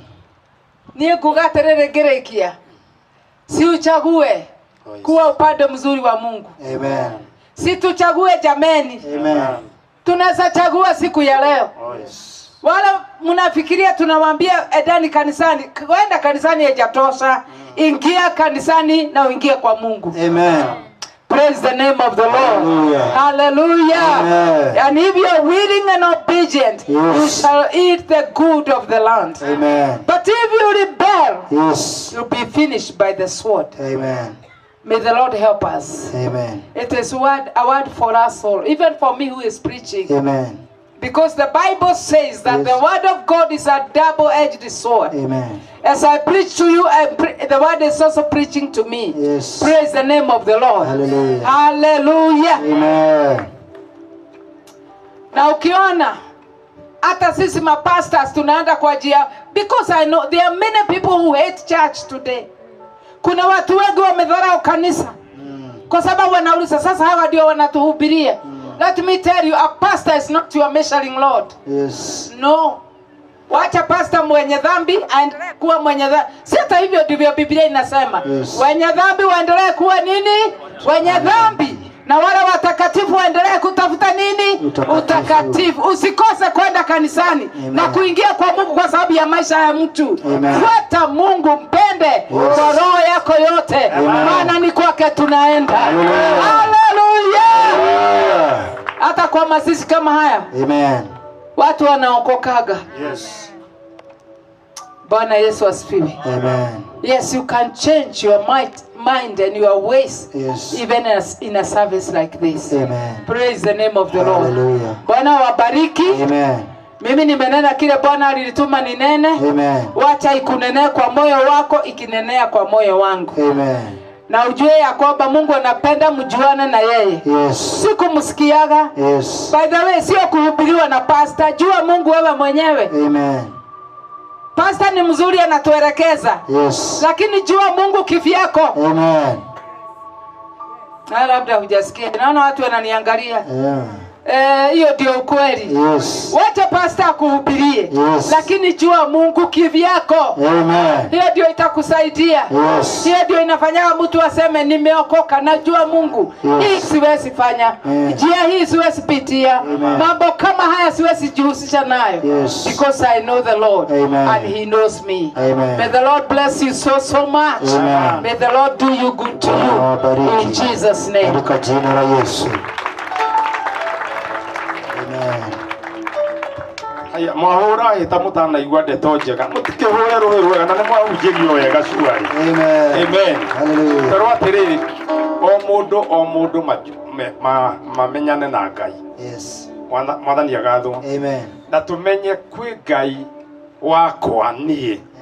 Na kwi Ngai waku we. No Ngai ni umwe. Yes. Waikara wega na Ngai. Ni ukuria maundu, ni uguikara wega. Amen. Na ni ukuria wega wathi. Amen. Bwana asifiwe. Amen. Waikara wega. No waikara uru ni ukuninwo. Yes. Na Ngai ni mwaki ucinanaga no thiraga. Yes. Twitigire Ngai. Mwathani agathwo. Amen. Tukuragia atiriri. We mundu aigua kiugo kiu kia mutheca ngoro na no wende kuhonoka. Ti guikara tu guthikiriria. He mundu waigua oige atiriri ni umuthi ni ndirenda kumenyana na Ngai ucio wahunjio. Nigetha njikare wega tikae kuninwo na banga. Ni kuri tocio agoro gutire kiugo kiu na ngoro we ndwitikitie Ngai ucio agondo menyanite na Ngai giikare gigikuriaga kinya uthie kwi muhunjia uria uwi uhonoke nigetha mumenyane na Ngai. Mwathani agathwo. Hallelujah. Amen. Amen. Ndenda gwita families nigetha tumahoere nigetha to take the next step. Tafadhali families tuje hapa na pia wachungaji walioko hapa tuwazingire, kwa sababu ni vizuri hawa watu tuwapeleke mbele za Bwana. Katika jina la Yesu. Dada Rose na watoto na familia yote, tafadhali kujeni hapa tusingire hii saduku na tuwasingire pia as we pray for this family. Bwana asifiwe. Amen. Hata wazee wa kanisa kujeni. Amen. Katika jina la Yesu. Katika jina la Yesu Kristo. Hallelujah. Hallelujah. Amen. Karibuni hapa Sister Rose, watoto akina Gitau na wengine tusingire hii saduku. Amen. As we pray for you. Katika jina la Yesu. Hallelujah. Hallelujah. Watoto wako? Thank you Jesus. Watoto tunagoja. Ni vizuri sana tuombee hawa watu katika jina la Yesu. Strength ya Mungu ndani ya watu hawa ndio itawafanya waanze kuangalia Mungu na utofauti. Amen. Bwana asifiwe. Hallelujah. Kwa sababu kuanzia leo mambo yale ambayo itaendelea ndani ya maisha yao watafurahia wakijua ya kwamba Mungu aliyebeba baba haikuwa accident, ni alijua, kwa sababu agezuia na kwa sababu alialau. Kile ambacho kinatakikana ni ya kwamba tuombee hawa watu Mungu awafariji na jio isiyo ya kawaida. Amen. Bwana asifiwe. Can you bring a microphone? We give to mchungaji hapa aombee familia hii. Okay, thank you. Hallelujah. Bwana Yesu asifiwe. Ndenda kwaria kiugo kimwe thiini wa mafamily ino Musa ni arikitie guthia. Let us accept. Bwana Yesu asifiwe. Joshua chapter 1. Yes. Nitasoma mstari mmoja tu, verse 8. As I know, my brother Mungai arari mundu muhoreri, mundu urari mwega. Joshua kiro ni Ngai na tondu ndungata yakwa ni ndikite kumioyari. Hallelujah. Na kiugo gitikano ime thiini wanyu. That is verse 8. Amen. Bwana Yesu asifiwe. Kiugo kia Mwathani kira maintainite my brother gĩtĩkũme thĩinĩ wanyu tũrai na kĩu kiugo noguo mũrathi kanitha thiĩ oro ũguo, and God will protect you and he will stand in that position. Hallelujah. So ndamũmĩria na kiugo kĩmwe, mũtikanoime wega-inĩ wa Mwathani. Tũhoe awa thĩinĩ wa rĩĩtwa rĩa Jesu Kristo. Nĩ ndagũtĩĩa na nĩ ndakwambararia Mũthamaki Ngai nĩ ũndũ wa kanya gaka watũhea. Ũkoretwo wĩ hamwe na ndungata ĩno yaku Mũngai, na ithe witũ nĩ ũkoretwo ũmĩmenyereire, magaikara wega na bamĩrĩ Mũthamaki, magaikara na thayũ. Ona rĩu ithe witũ ithenya rĩu twagweta wĩikũrũke ũrũgame in that position. Bamĩrĩ ĩno Ngai wakwa ĩtĩkanage kĩndũ, ona ĩtĩkanorie Mũngai athiĩte kũ. Mũthamaki rũgama ithenya-inĩ rĩu, ũmĩrĩrie bamĩrĩ ĩno Ngai, ũmĩrĩrie twana tũtũ, ũmĩrĩrie mũtumia ũyũ. Mwathani angĩgagwĩta onekana, ndũkanareke oro nĩ thayũ, ona ndũkanareke Ngai oro nĩ thayũ. Mwathani ndaheana bamĩrĩ ĩno moko-inĩ maku. Mwathani mamenyerere, magitagĩre ũtukũ na mũthenya, makĩruta wĩra wao, makĩka ũndũ wothe. Ngai wakwa rũgama nao.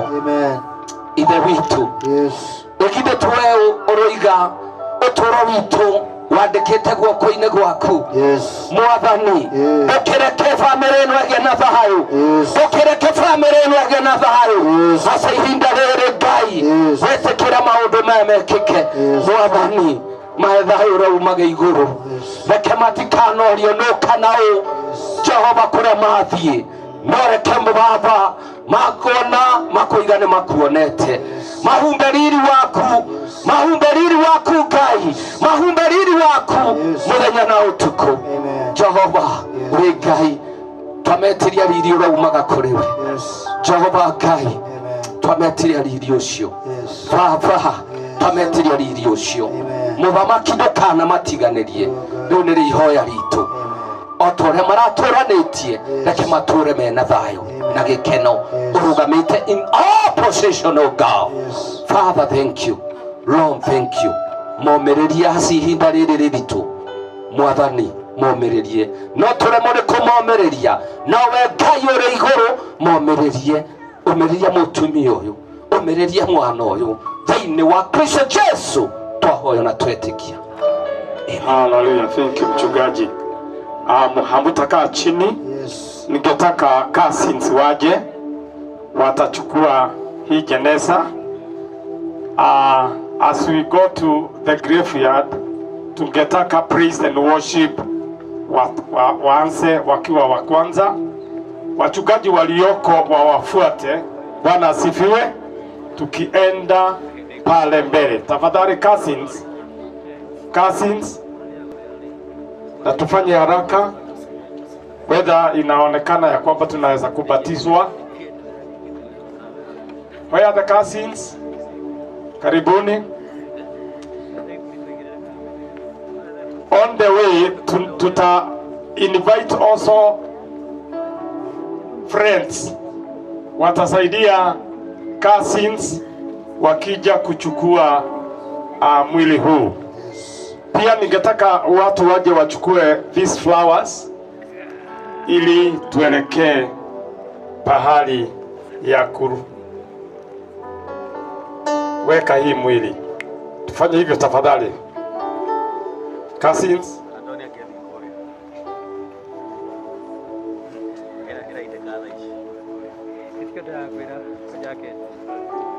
Tuchukue. Cousins and friends.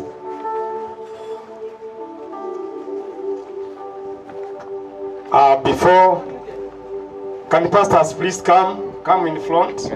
Pastors, tuwe wa kwanza after last praise and worship. Pastors, can you please come? Tuje wa kwanza. Nyuma yetu kutakuwa na praise and worship. Na tukibie, inaweza, the weather can change anytime.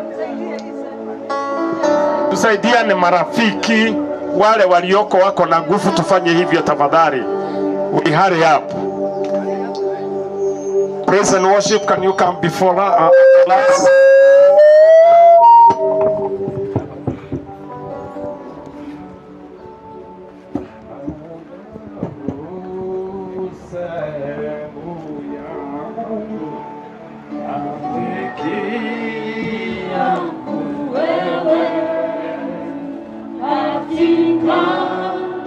Safari yangu tatembea na wewe.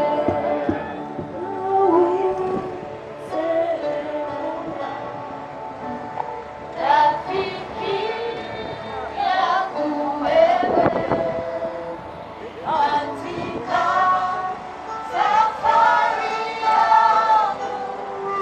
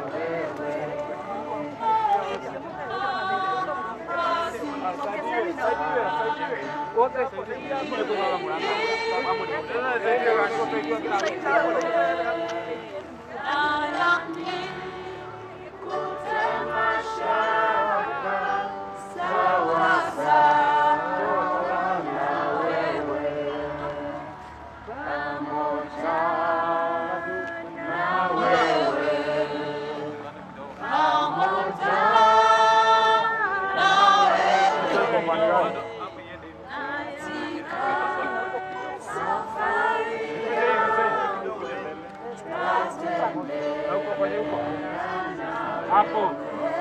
Lakini hapa itaguza. Kidogo, kisha huko. Hapo. Uko ni sawa.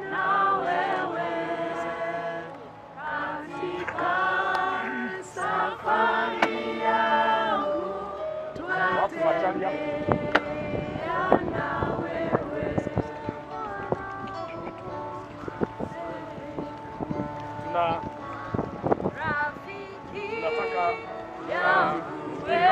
Tunataka ile ilivyo ni vizuri.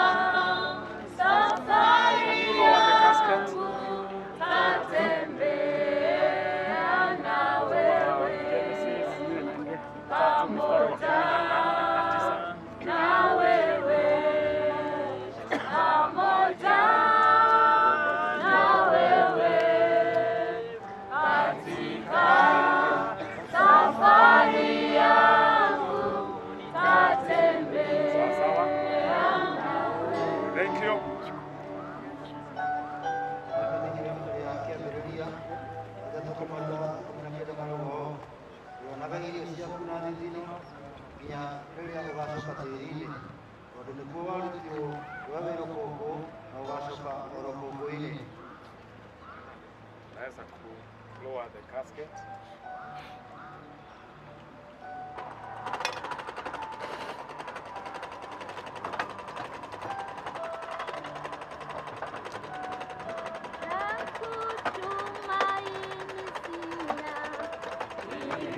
Damu yake Yesu, sina wema wa kutosha, dhambi zangu kuzitosha.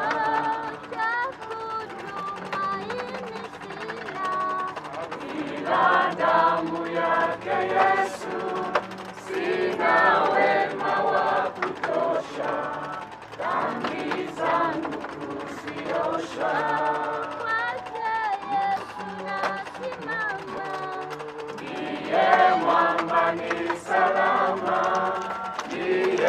mwamba ni salama, ndiye mwamba ni salama,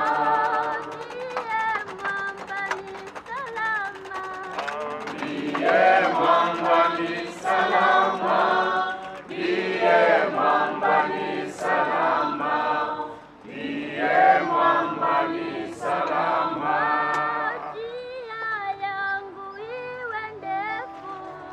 Yeye hunipa wokovu, mawimbi yakinipiga, nguvu zake ndizo nanga.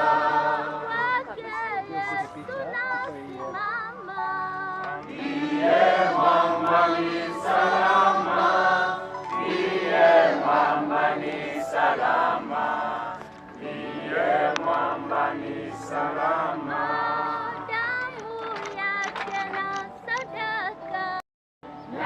Nategemea daima, yote chini ya kisha, Mwokozi atanitosha.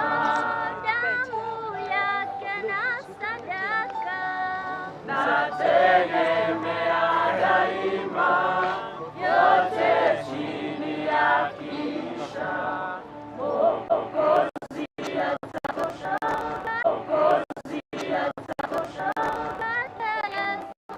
Ndiye mwamba ni salama, ndiye mwamba ni salama.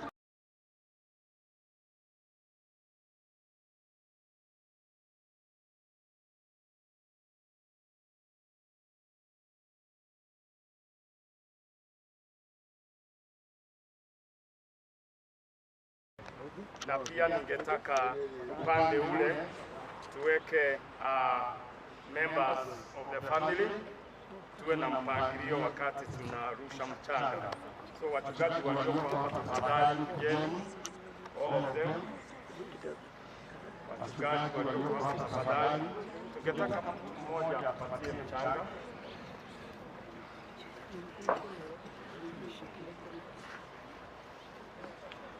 Wachungaji na wazee wa kanisa walioko hapa tafadhali, tupate mchanga kila mmoja wetu.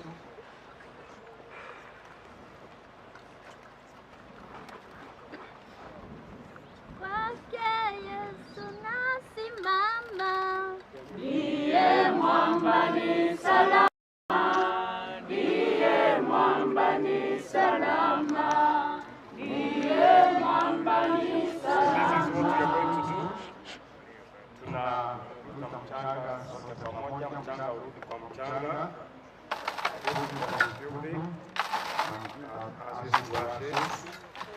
Tungetaka families waje, tunaanza na mke wake, this strong, aweke. Okay. Can we have children here, please? Hata watoto, hata wale wadogo, let them do it please. It is important that they do. Hata kale kadogo, tufanye hivyo, ni mzuri sana. All the relatives tafadhali, unaweza kuwapatia mo kama imeisha.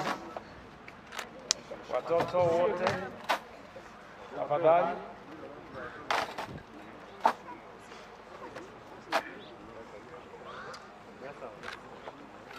Watoto wamefanya hivyo. We have uncles, baba, baba wao, baba.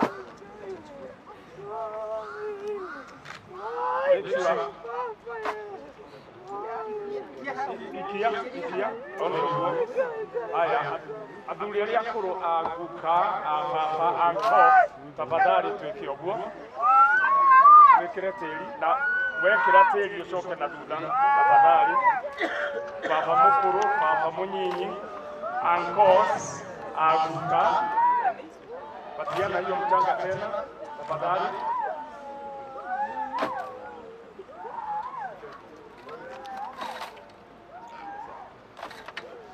Turenda kumenya kana othe nĩ maikia tĩri. He mũndũ watigwo tũikie tĩri ithuothe relatives itaũ tũikie tĩri. Okay. Turenda andũ arĩa akũrũ over 60 na juu tuje tuweke mchanga na tuthenge haha ũguo nĩgetha moke maikie tĩri mangĩikia gĩciko kĩmwe kana igĩrĩ rĩ njiganu nĩgetha wĩra ũyũ ũke ũkĩrutĩka wega. The elderly people, tafadhali. Elderly people.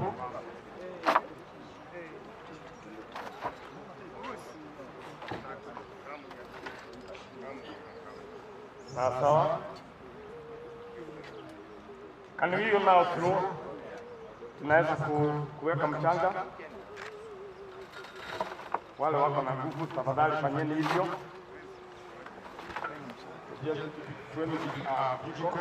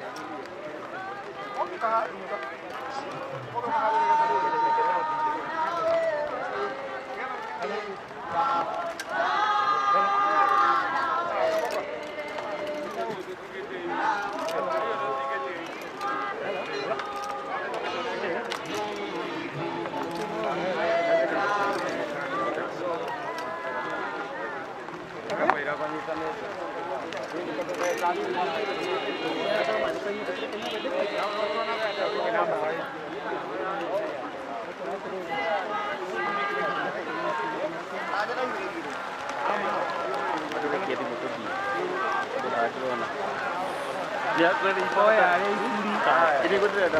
Asa, heri masih di kage.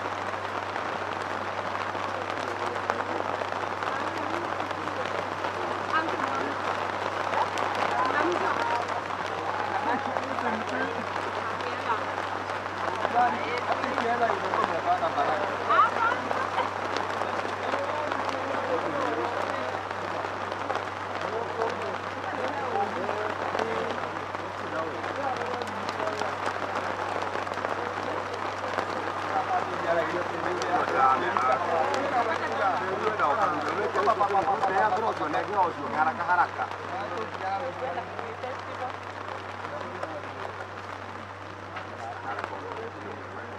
Ama utaki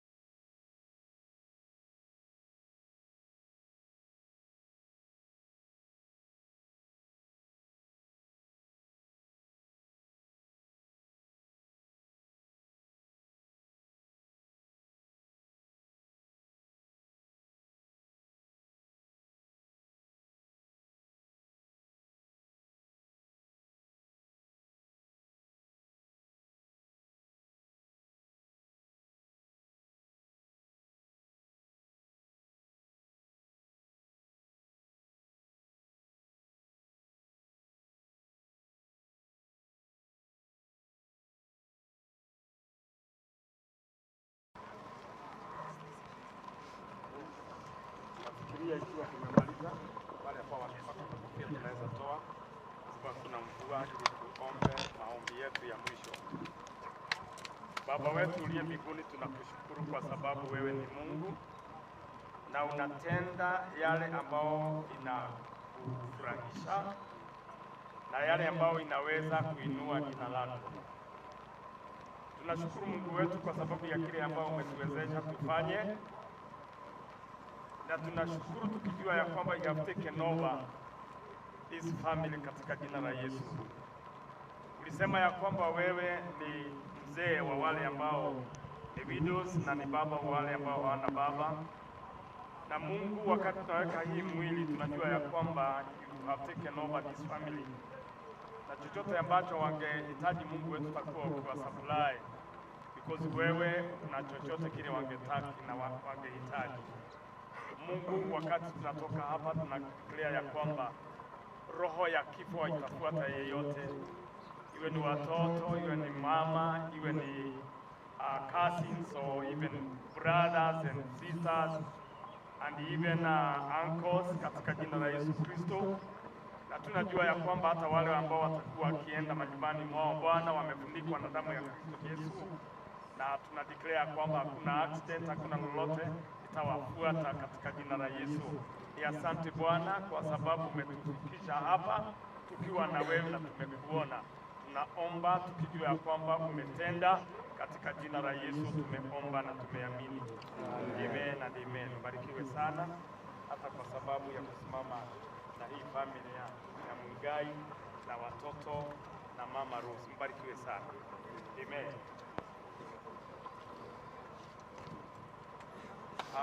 Mama mmoja ako wapi? Tunataka one sister kutoka kanisani. Ameenda sana, ako around. Ako wapi? Ashira.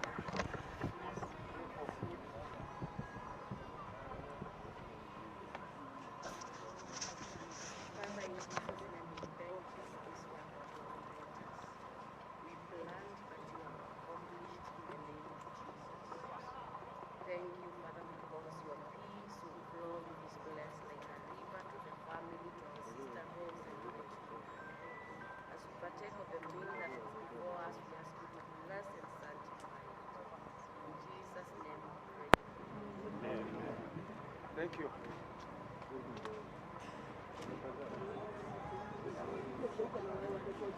Umemaliza?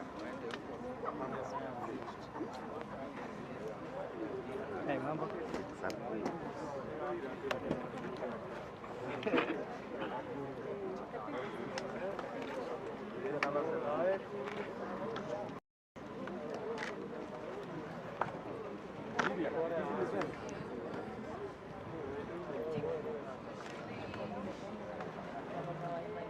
Umempatia?